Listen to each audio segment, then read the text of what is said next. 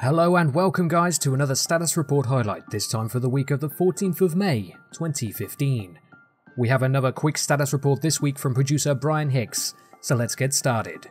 This status report came a bit later than usual as we wanted to include some of the results and findings from this week's experimental releases, as well as shed a bit of light on the intent of said releases. As we tread into May, we'll be rolling 056 into 057 development with the intent of regularly scheduled end-of-month release, which means that the next stable release we see will be 057, which will allow the development team to go back to their development calendar and release each iteration monthly as planned.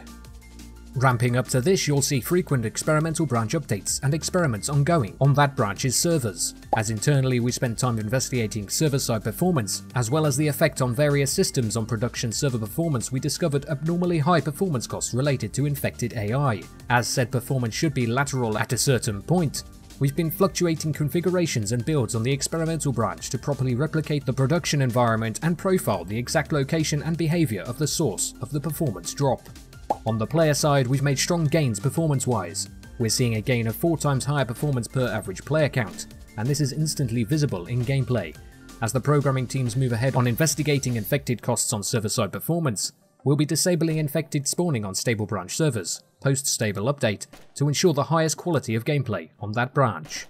Experimental will proceed with infected performance tests, so we can as soon as possible return the infected to Churnerus en masse. If you're curious how this work is going, once the end-of-month stable update 057 releases, keep an eye on experimental branch.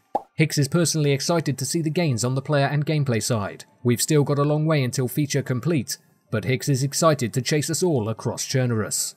And that's all for this week's status report highlight for the 14th of May 2015. As always, I would recommend you read the full status report yourselves for the most amount of information that it holds.